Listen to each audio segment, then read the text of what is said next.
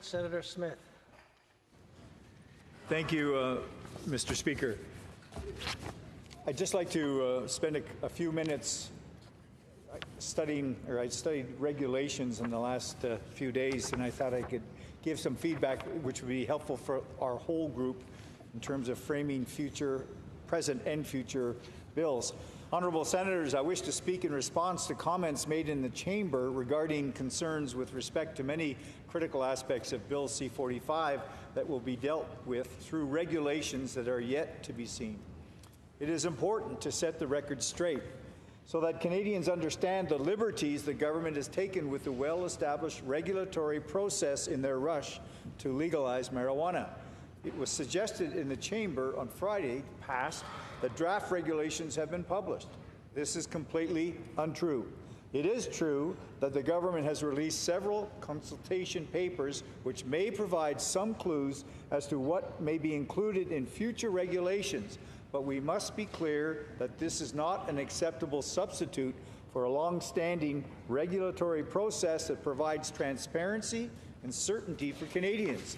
Departments and agencies are required to publish draft regulations in the Canada Gazette Part 1 to allow for a public comment period, and then take the comments received into consideration.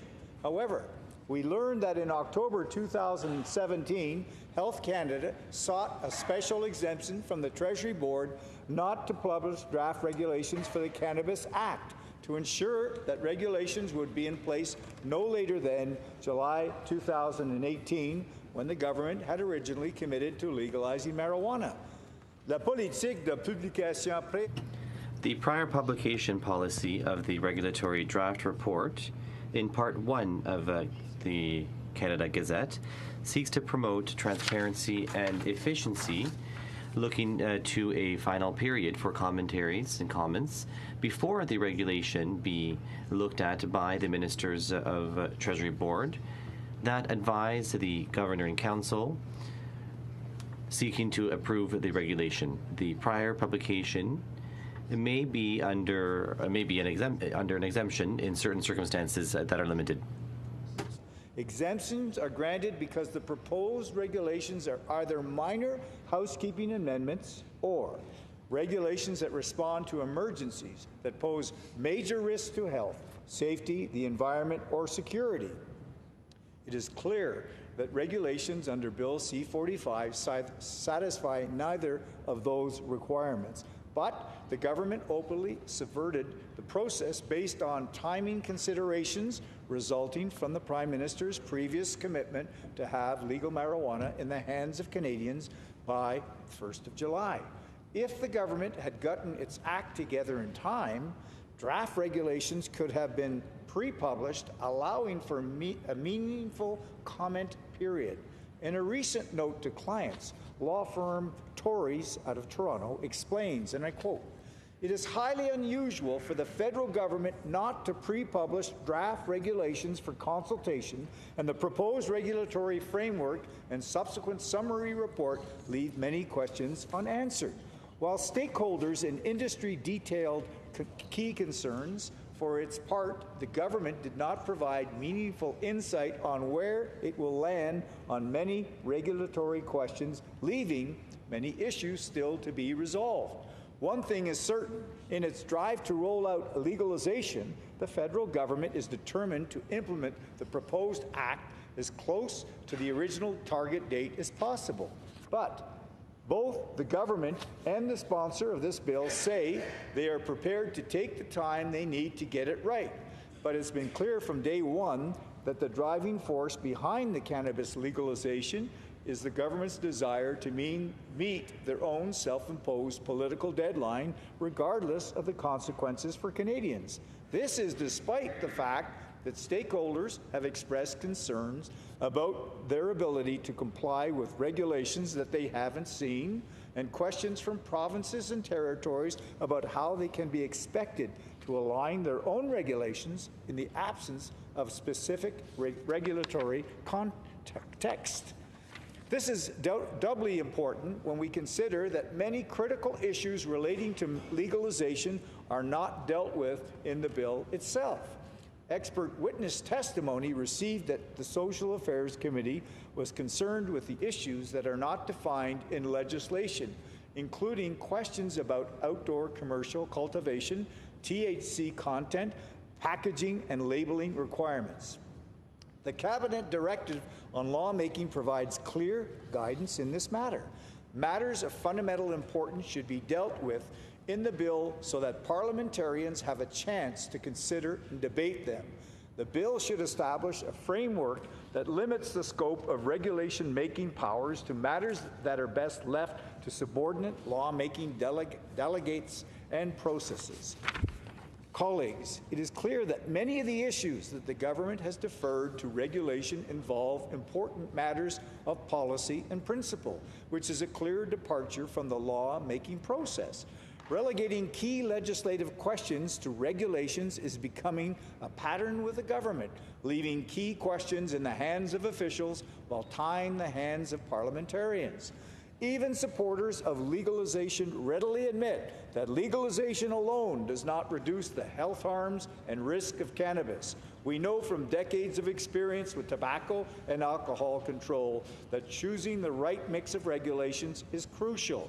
To quote from the Centre for Addiction and Mental Health's Cannabis Policy Framework, so frequently cited by the sponsor of the bill, whether legalization is a net positive or negative for public health and safety largely depends on regulatory decisions and how they are implemented.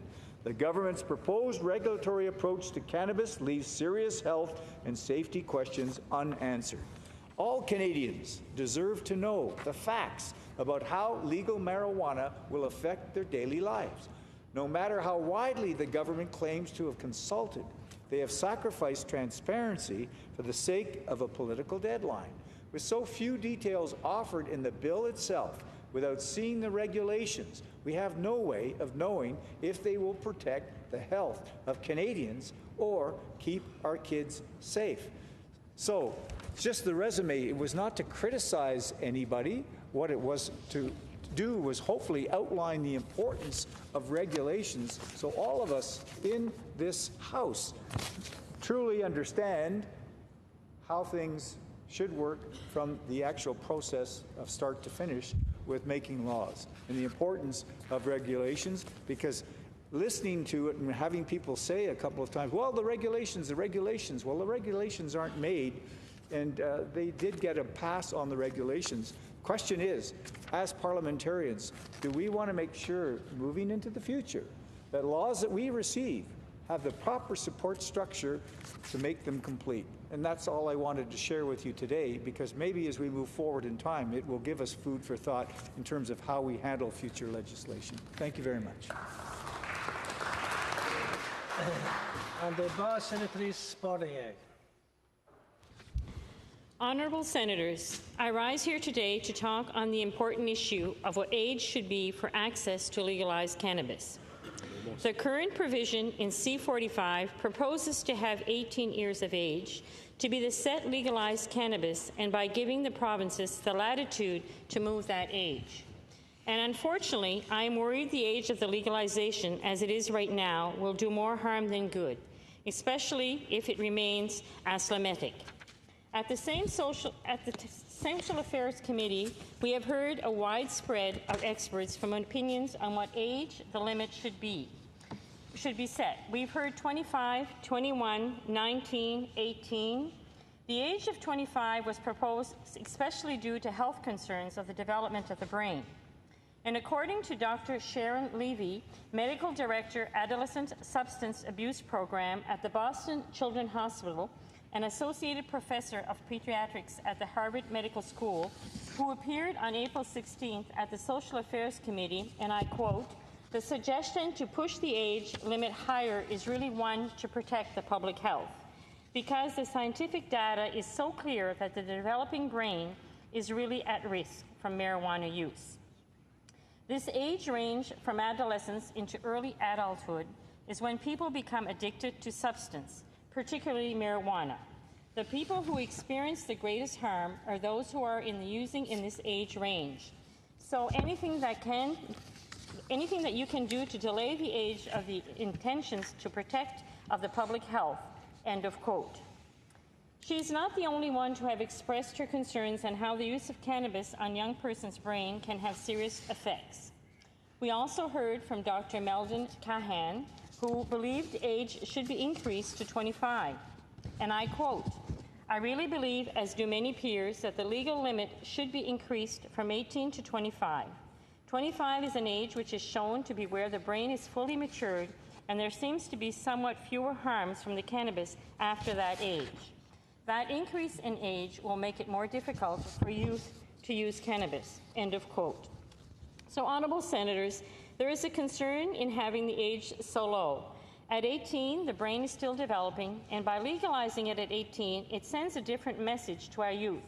It tells them that cannabis is no longer a drug, and it is not as harmful as it was perceived to be.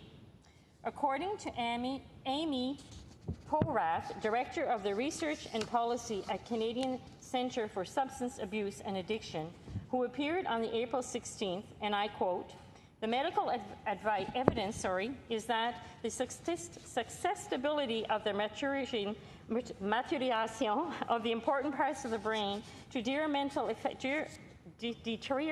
effects from cannabis continues to an age of 24 to 25.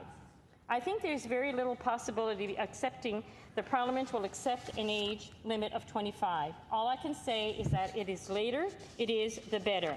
And I think 21 is a definite better for age 18 or 19. End of quote. As Mrs. Porat's approach, in my opinion, is the right compromise, honourable senators. We have heard that the younger the user begins consuming the cannabis, the higher the risk of having negative consequences to the development of the brain. The safest age to consume cannabis with minimum effect on the brain is at 25, which on that data, the majority of the medical experts agree. The disagreement is on how to balance the health risk of exposing our youth to cannabis and the social norms of today. Honourable senators, I do believe having the age set at 21 is a cautious compromise. It is not to be restrictive or out of mistrust that an individual of 18 cannot make the decisions to consume cannabis or not. It is out of the cautiousness to have flexibility, or as we say in French, une marge de manœuvre. In Bill C-45, if Bill C-45 is adopted, as it is right now, at the age set at 18, we are stuck with that age. Our hands will be tied. There is no way we can adapt, for example. If in 3, 5, 10 years into legalization, we come to the conclusion that cannabis is more harmful to the developing brain than anticipated, we have no way to bring it up to 21. Once it is set at 18, we are stuck with the age limit. It will be nearly impossible to bring it up to 21 and change the course of normalizations that would have occurred. But if in 3, 5, or 10 years from now, we come to the conclusion that cannabis is not as harmful to the developing brain that our data shows public education has worked, well, and that the risk is to slide it down to 18 is minimum, we have that flexibility. Some of the arguments made for the 18 is to align it with alcohol. And how has that worked? According to Statistic Canada, despite the fact that it is illegal to sell alcohol to anyone under 18, in Canada, 27.9% of Canadian youth aged 12 to 17 reported consuming an alcoholic beverage in the previous 12 months. And among those who did drink, 41.8% of them did so at least once a month. So there is still usage under 18, and there will continue to be for cannabis as well. Now, the argument has been made that if the age of access is set to 21, individuals between the age of 18 and 20 will be pushed to the illicit market. But I can make the same argument of having the age 18, it has also pushed all the kids under 18 to the illicit market. We obviously do not want any individual going into the illicit market, and we can drive that message with public education, which we have also heard how the government has begun their public education campaign well in advance. They have put in some funds in this budget. Provinces as well have put in money and their own campaign that also includes having some producers inject money for public awareness. If that argument was good for the under 18, that it would educate them on cannabis, its harms, it will be just as beneficial for those between 18 and 20 who would risk going into the illicit market. Honourable Senators, please let me assure you this is not a case of reefer madness. I am not predicting a doomsday scenario. I want our society to treat the age of access with caution based on the medical and health data. The evidence might not be conclusive, but what we do know is there is a risk, and the potential is always there for the risk to be worse or so to do so. We need to be careful on this and gave ourselves the flexibility, the wiggle room to adjust it and to have it wrong, if we have it wrong. It is much, much more doable and realistic to soften regulations instead of tightening them down the line. If we have it wrong at 21, we can slide down. If we have it wrong at 18, we are stuck, and at the end of the day, it will be our youth who will suffer the consequences. Therefore, I move that the Bill C-45 be not read a third time, but that be amended. A, by replacing 18 with 21. 1, in Clause 8 on page 7 in line 2. 2, in Clause 9. A, on page 9 in line 16. And B, on page 10 in line 7 and 13. 3, in Clause 10 on page 11 in lines 10, 11, 18, and 25. 4 in Clause 12 on page 13 in lines 13, 21, and 28.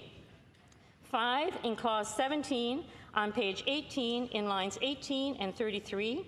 And 6 in Clause 32 on page 24 and in line 15. B, by replacing a young person with an individual who is 12 years of age or older, but under 21 years of age. 1 in Clause 8 on page 7 in line 9, and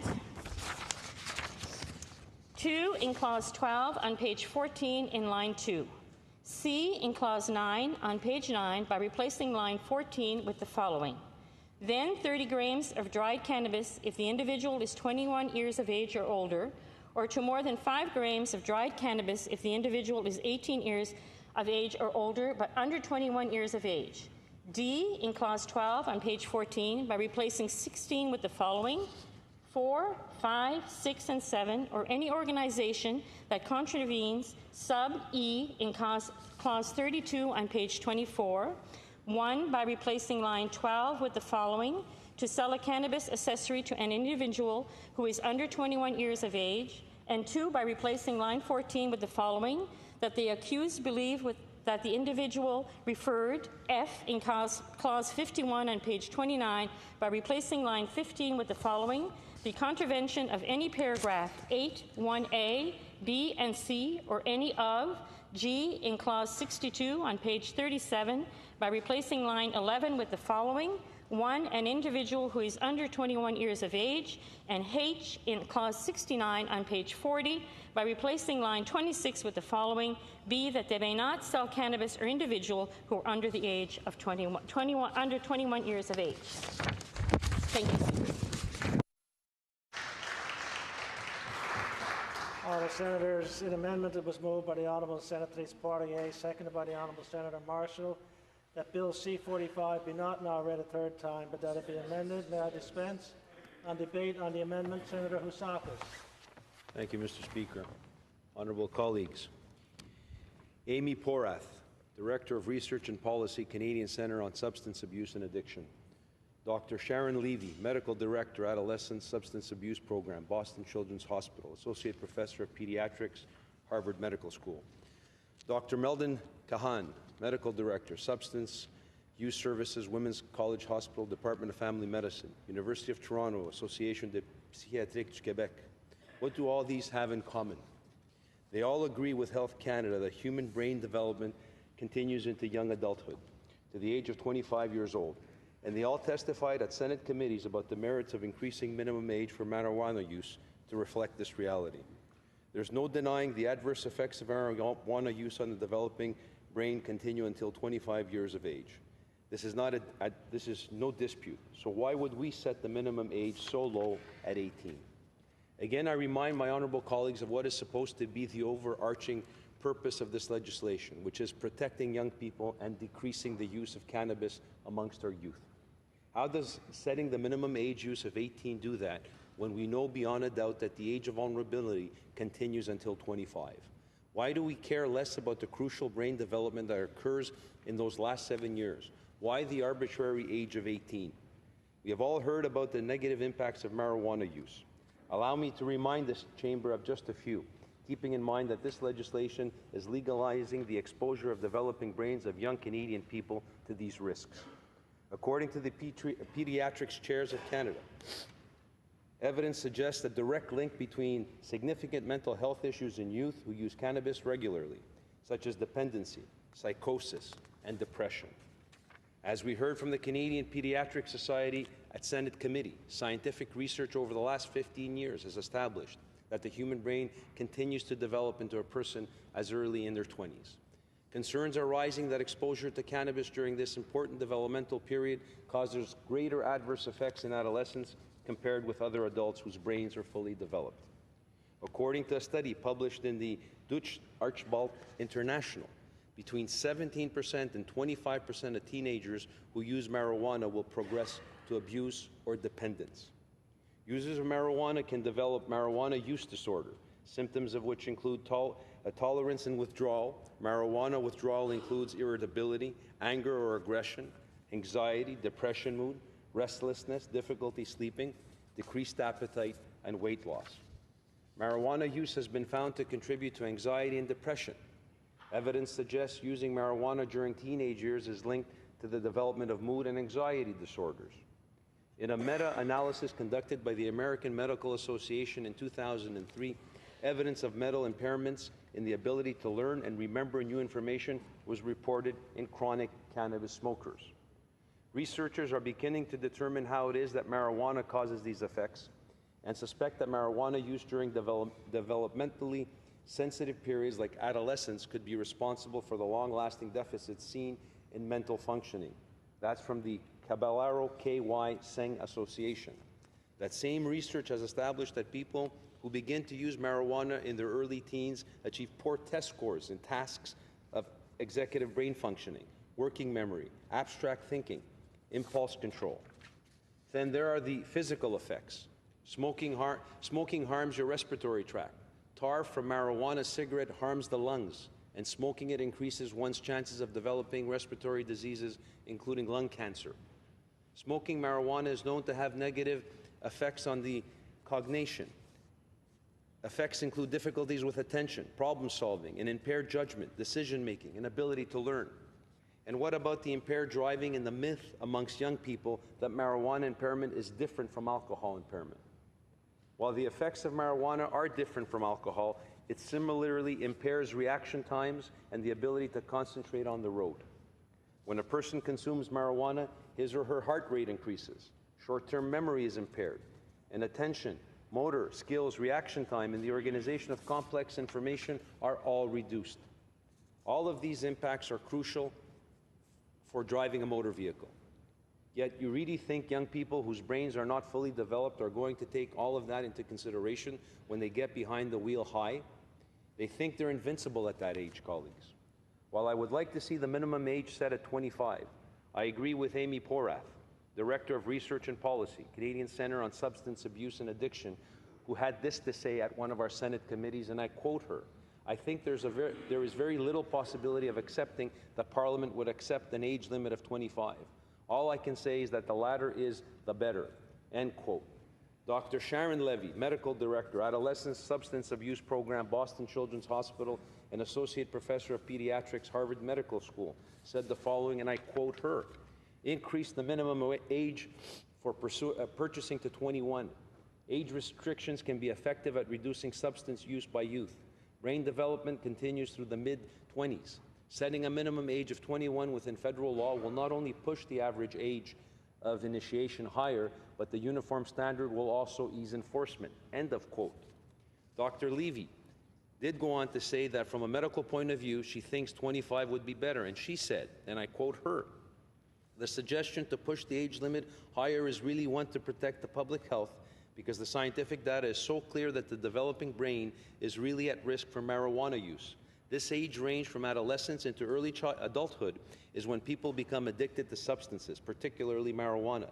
The people who experience the greatest harms are those who are using in this age range. So anything that you can do to delay that age of initiation is protective of public health," end of quote. When asked about the advantage to increasing the minimum age, committee also heard from the following. The sooner we can get people to shift the top of the bell curve over to 21 marker as opposed to 18 or the 15, the better off we will be in residue that will become our permanent addicts and cost us a fortune. That's from Glenn Barnes, Advisory Council Member for Drug-Free Kids Canada. The use of cannabis in adolescents can cause irreparable damage to developing brains, and we could not ignore this. Setting quantity and potency limits of cannabis to those under the age of 25 is crucial to the mental health and well-being of our youth. That's from Corey O'Soup, advocate, Saskatchewan advocate for children and youth. The earlier teens start using, the greater the impact on their brain and their risk for developing substance abuse disorders later in life. That's from Margie Skier, Associate Professor, Department of Public Health and Community Medicine at Tufts University. Ms. Skier went on to say that research has shown, and I quote her again, each year we can delay initiation of substance use. It has a long-term influence on the risk of developing substance use disorders over time for young people. This is critical juncture we are in with respect to long-term disorder use of substances, including marijuana. End of quote. And finally, and I don't want to bore you colleagues with my opinion, and that's why I'm giving you the opinions of experts. And finally, Dr. Philip Thibault, representative, professor, Department of Psychiatry at Dalhousie University, put it quite simply when he told the committee, and I quote him, the CPA continues to maintain that Canadians should not be legally allowed to use cannabis until the age of 21, end of quote. The witness testimony, colleagues, from all corners of public health professionals is clear. It's unequivocal. The higher, the better when it comes to the minimum age. And I know some of my colleagues may argue that we set the age of consumption of alcohol or at about 18, depending on the province, and that we set the age for driving even lower. I've heard the arguments about deeming young people as adults well below the age of 25 or even 21 on a host of other activities, so why should we on this be any different?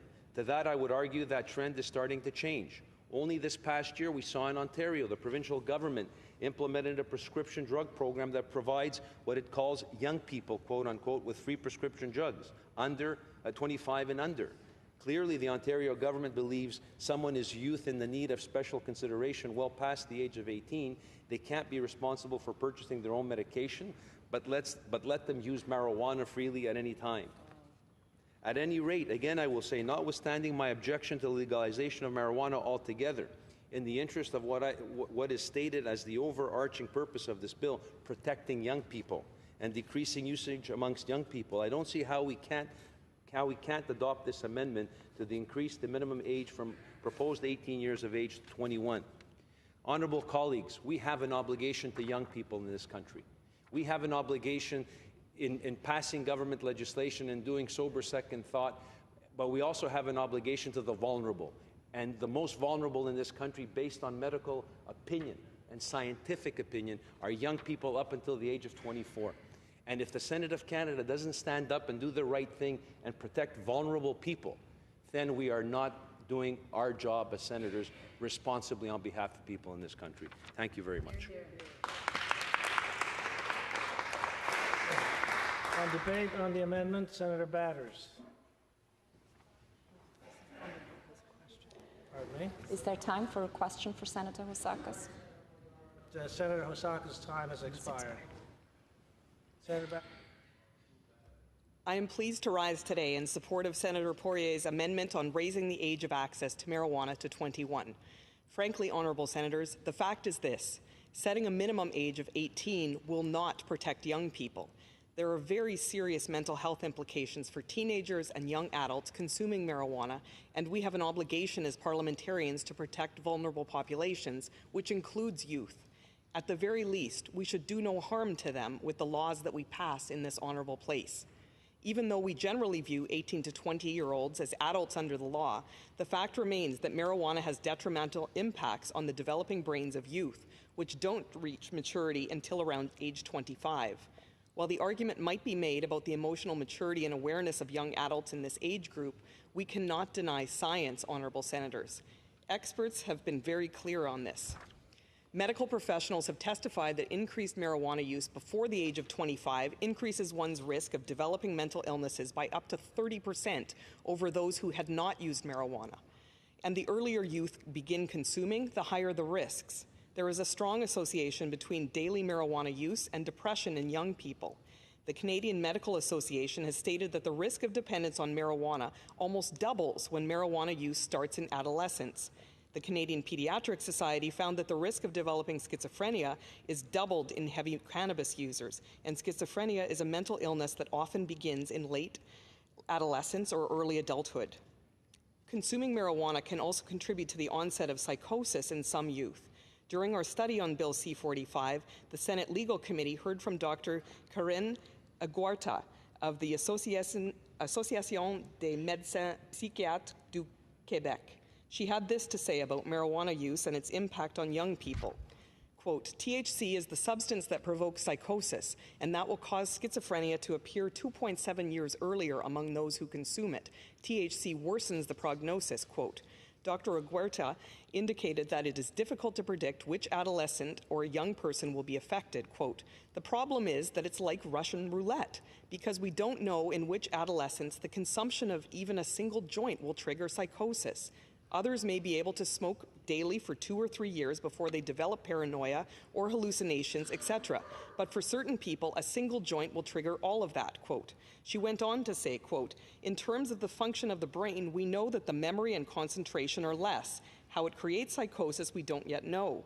We don't know in whom it will create psychosis. We do know that on average, people who smoked once in their lifetime have a 40% increased risk of developing psychosis.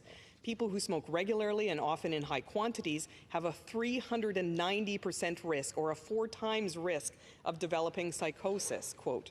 Because of the effects of marijuana on the developing adolescent brain, both the Canadian Psychiatric Association and the Canadian Medical Association recommended placing the age of access to marijuana at 21, with restrictions on THC potency and quantity for those under the age of 25. The age of 21 is a compromise. One advantage I see in raising the age to 21 is that it would limit some access to marijuana of kids that are in high school. 16 and 17-year-old kids are more likely to hang out with 18-year-olds rather than 21-year-olds. A huge number of 18-year-old youth are students in Canadian high schools.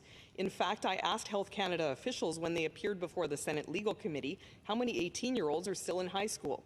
Their eventual written answer was based on information from Statistics Canada, and they stated, quote, just over 4.75 million students are in regular programs in public elementary and secondary schools in 2015-2016. Of that number, 71,886 were 18 years old, quote. That sounded like a surprisingly low number out of 4.75 million students, so I took a closer look at those numbers. Then the reason for the low number was clear. The data was collected in September of that year, when the vast majority of grade 12 students would still be 17. If that survey was done in June for grade 12 students, how many 18-year-olds would be in high school then? Honourable colleagues, I'm certain that number would be in the hundreds of thousands. By leaving the age at 18, the federal government is effectively telling all those 18-year-old high school students that it's perfectly okay for them to use marijuana, and they are essentially putting that product directly into high school environment. What message does that send to younger kids in that same school? If their 18-year-old friends can do it legally and can socially share it with them, it must be okay, right? Obviously, we would have much less of these problems if the age for accessing marijuana was 21. Clearly, almost all 21-year-olds are out of high school. Likely, most of their friends would be too. It would be a better natural dividing line between kids in high school and young adults. Honourable Senators, please also note that in every single U.S. state where marijuana is legal, the minimum age for access is 21. I know that the federal government talking points on raising the age limit is that provinces are permitted to raise the age limit as they prefer. It must be at least 18 across the country, but the age for access might be higher in some provinces, as with alcohol. What is the outcome for differing ages on alcohol between regions, Honourable Senators? A patchwork application of ages in different provinces will mean that once again, some provinces of the country will see the movement of marijuana over provincial borders in order to access marijuana in provinces with an age of 18. We often see this happen right here in Ottawa, where 18-year-olds traipse across the very nearby provincial border, steps from Parliament Hill, to purchase alcohol from Quebec, where the drinking age is 18. It is hardly a stretch of one's imagination to consider that similar circumstances would result with marijuana. I know that some of you may view marijuana as no big deal. Kids are going to smoke it anyways. We might as well make sure that they do it safely, whatever that means. Yes, they probably are. But we, as the adults in their world, don't have to condone it for them. We don't have to just give up and give in, and we don't have to allow it legally into their high schools. What kind of message does that send to kids? It reinforces all the myths about marijuana not being harmful or addictive. If it's no big deal, maybe it's no big deal to smoke up and drive either. Lots of people, kids included, believe marijuana doesn't affect their driving, but of course we've seen the repercussions of that in accident statistics. It is a myth that marijuana is not harmful, honourable senators, particularly to young people. Marijuana has real and negative impacts on developing young brains, and it can have lasting mental health repercussions. Given all the work I have done for mental health advocacy in Canada over the last several years, I cannot condone any measures that would make it more easily accessible to kids based on that alone. And Bill C-45 will make it easier for kids to access marijuana. It will mean they can get it from their 18-year-old friends or siblings who can now buy it legally. If the social sharing provisions passed at Social Affairs Committee are maintained, those friends and parents can share it with them with lesser consequences. Their parents and siblings are now legally allowed to grow 4 plants in their own homes. You can't tell me that these provisions are going to keep marijuana out of the hands of kids. If anything, these legalization measures will make marijuana more widespread among adolescents, especially when you consider that legalizing it in the first place is understood by kids as tacit approval. Honourable senators, it's all well and good to post tweets about mental health once or twice a year on social media, or to participate in glossy communications campaigns encouraging those suffering with mental health issues. But this, right here, is where the rubber hits the road. You either stand on the side of protecting kids' mental health, or you don't. As a senator right now, you have the opportunity to keep kids from something that puts their mental health at incredible risk. Please join me in supporting Senator Poirier's amendment to raise the age of access to marijuana to 21. Let's keep marijuana out of our high schools and keep Canada's young people safer. Thank you.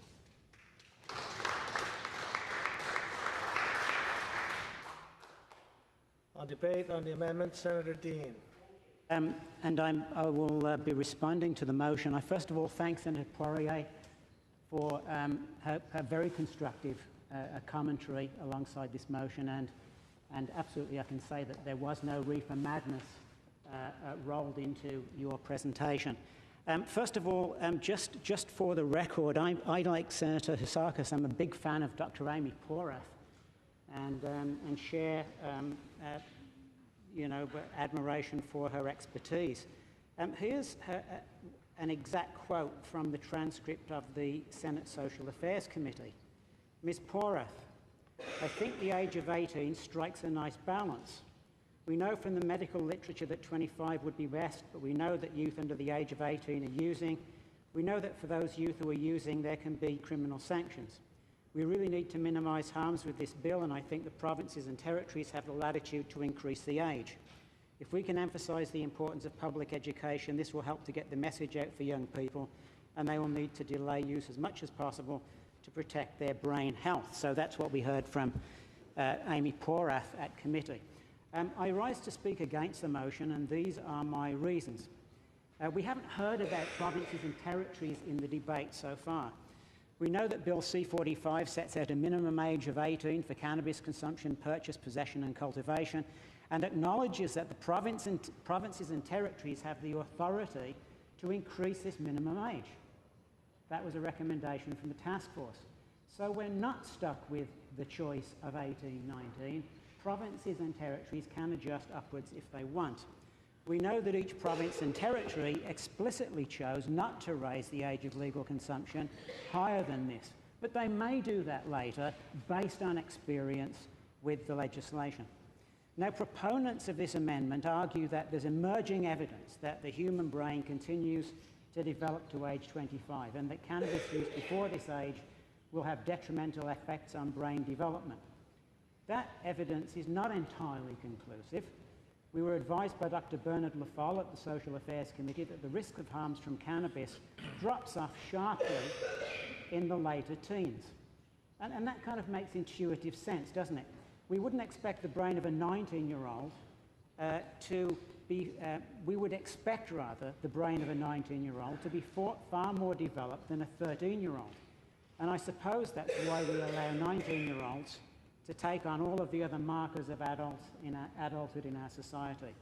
We did hear absolutely conclusive evidence that the greatest risk of harms is for heavy and frequent cannabis users in their early teens. Not at age 18, 19 and 20, in their early teens, and that's where our focus should be. So here are some considerations. First of all, this debate isn't a new one. The Task Force on Cannabis Legalisation surfaced this at the outset.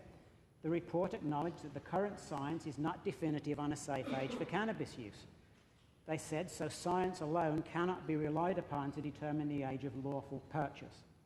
The task force concluded that there was broad agreement among participants and the task force that setting the bar for legal access too high could result in a range of unintended consequences, such as leading those consumers to continue to purchase cannabis in the illegal market.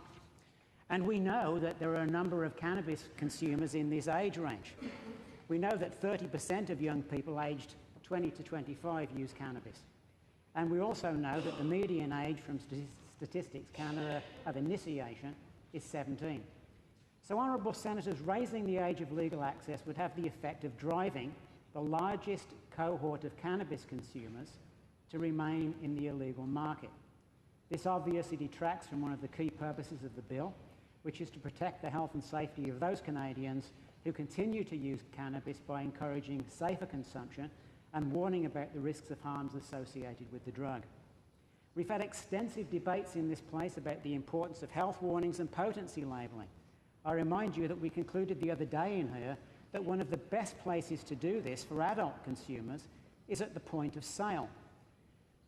Consumers will not have these protections in the illegal market, nor will they be protected by the quality controls required in the legal and regulated market. Now, I know that driving young adults to the illegal market is not the intention of this amendment. I understand that. But I'm suggesting that this is what its impact will be. Colleagues, most provinces and territories have chosen to align the minimum age of cannabis consumption with alcohol consumption in their respective jurisdictions, either 18 or 19, while some have left alcohol at 18 and moved to the more precautionary age of 19. Each province and territory explicitly chose not to raise the age of consumption higher than age 18 or 19, and most have enshrined this in their own jurisdictional legislation, having all the information that is available to all of this in this place. I'm respectfully going to suggest that it's not the role of the Senate to second-guess elected provincial and territorial governments. It's one thing to be paternalistic in wanting to tell 25-year-old Canadians what they can and can't do, but doing this with elected legislators is a touch excessive. Medical and health associations and educators in Canada have thought about this too.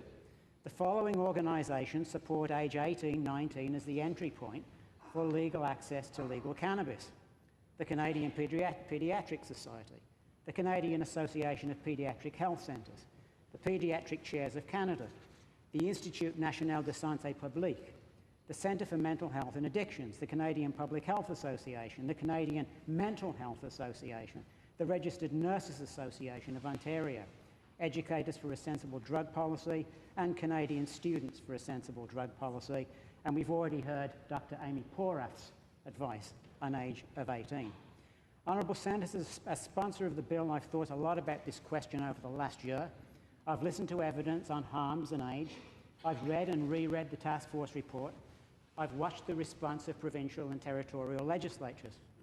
And I was particularly influenced by Dr. Christina Grant of the Canadian Paediatric Society, who appeared at the House of Commons Health Committee as a witness, and most recently as a panel member for an event organised by Senator O in January here in the Senate, who stated in her testimony to HESA that aligning the legal age for cannabis with that of other legally controlled substances, notably alcohol and tobacco, would help to ensure that youth who have attained the age of majority have access to a regulated product with known potency.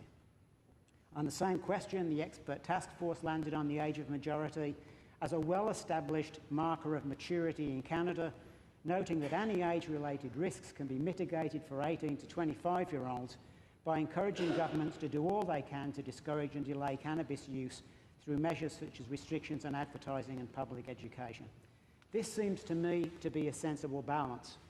Senators, age 18 is generally considered the age of majority at which young adults can make risk-informed decisions about potentially hazardous activities such as driving vehicles, joining the armed forces, fighting in foreign wars, buying and using lethal weapons, and buying and consuming alcohol and tobacco, which is arguably more harmful than cannabis. So today, honourable senators, let's listen to the advice of the task force, the medical and health associations I've just mentioned, and let's respect the thoughtful and informed decisions made by provincial and territorial legislators across the country, and let's respect the rights and autonomy of young adults to make informed decisions about what they do and don't do, while ensuring that we will support them with useful and sensible public health information. I will not repeat these remarks in the event that there is a later amendment also related to age. These remarks will stand in relation to potentially the two amendments. Thank you very much.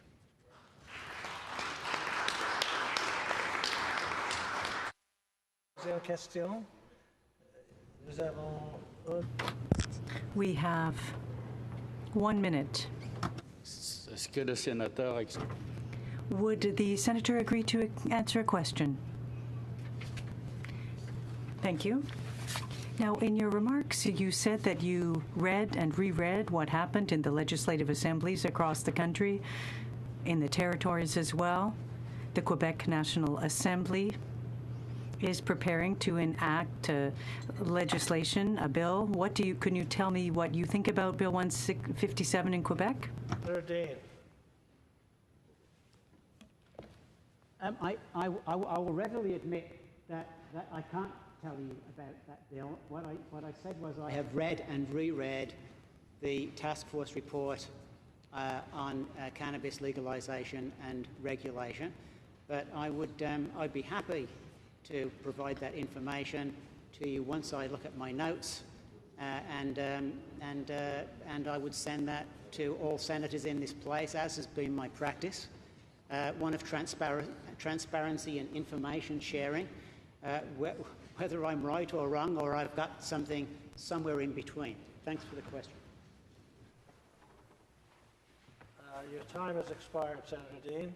On debate on the amendment, Senator Pratt. Thank you, Mr. Speaker. Very briefly, I would invite my honourable colleagues to do what I did during part of the last weekend. I Googled youth alcohol brain development, and you will find tons of research that shows that young people under 21 who drink, especially those who indulge in binge drinking, which is very popular at that age, will run very high risks of brain development issues. And for instance, one such study directed by Dr. Silveri of the Harvard Medical School concludes, and I quote, "Discouraging alcohol consumption until neurobiological adulthood is reached is important for minimizing alcohol-related disruptions in brain development and decision-making capacity, and reducing the negative behavioral consequences associated with underage alcohol use, underage being in the U.S. under 21. I suspect that if we asked many of the experts quoted today whether it would be a good thing to have people start drinking after the age of 21, they would have said yes. And yet we've decided as a society in Canada that young people could start drinking at 18 or 19, even though alcohol is a very dangerous product if you start early or if you abuse alcohol. So why would we have a different age for cannabis, even though we know, for instance, that alcohol kills over 5,000 people in Canada each year?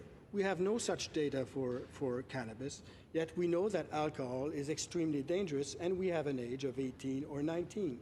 I suspect there are two reasons for this. The first reason is we know from experience that prohibition for alcohol is totally futile. The second reason is that we trust young Canadians to make the right choices if we educate them and if we engage in a dialogue with them. We trust young Canadians to make the right choices, and that's exactly what this bill is about. It's about trusting young Canadians to make the right choices. So if we don't trust young Canadians to make the right choices, we prohibit, which is exactly what this amendment is about. And if we don't trust young Canadians to make the right choices, then we should be logical, and we should have the same attitude for alcohol. We should have a minimum age of 21 for alcohol. And we should have a minimum age of 21 for driving, which is extremely dangerous and kills. Alcohol-impaired driving kills between 600 and 1,000 Canadians each year. And the large majority of these accidents involve young people who are impaired by alcohol. So minimum age should be 21 for driving, and should be 21 for joining the Army, and should be 21 for buying a weapon, a firearm, which is extremely dangerous if you don't know how to use it. But we don't do that in Canada because we trust young people, young Canadians, to make the right choices. And I trust that young Canadians, if we educate and engage dialogue with them, will make the right choices as regarding cannabis. That's why I will vote against this amendment.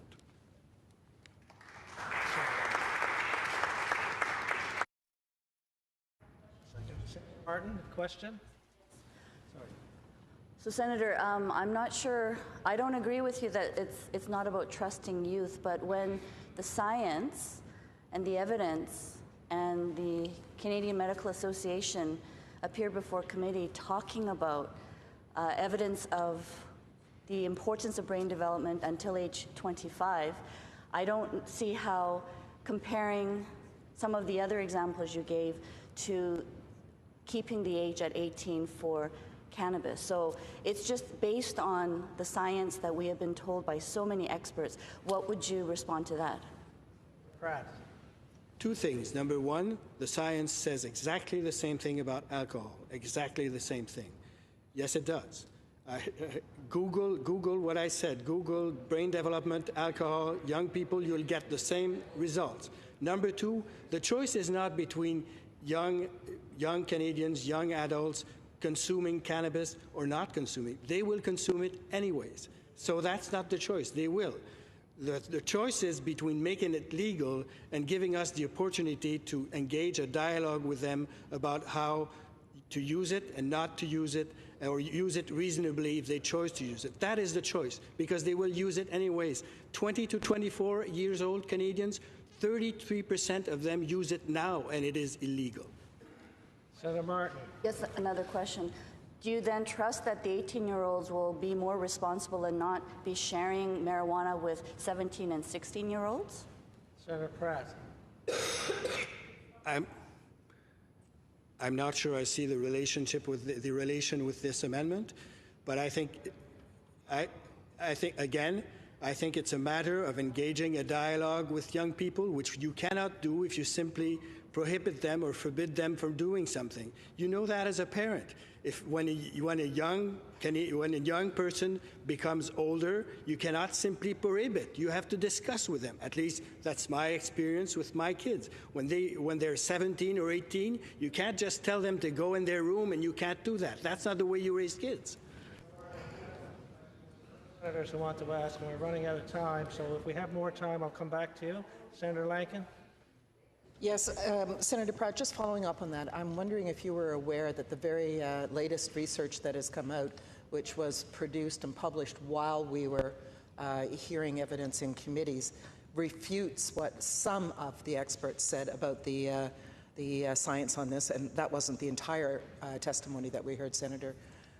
But I wanted to ask if you were aware of that. It was published in the JAMA psychiatric report, and it is a meta-analysis of all of the research that's been done on youth and brain development, and it shows that there's very little correlation, and only in particular circumstances, which is the very reason why I think we need the public education. But are you aware of that study? Senator Pratt. did see this research, but I think research evolves and will be evolving, so I will not try to put one study against another. Frankly, I'm not an expert, so I accept the fact that there is some research that shows that there is some impact, but again, my point is there is also lots of research about the damage that consumption by young people of alcohol is also extremely risky, and I think that education is the key, not prohibition. We still have 2 minutes left. Senator Martin.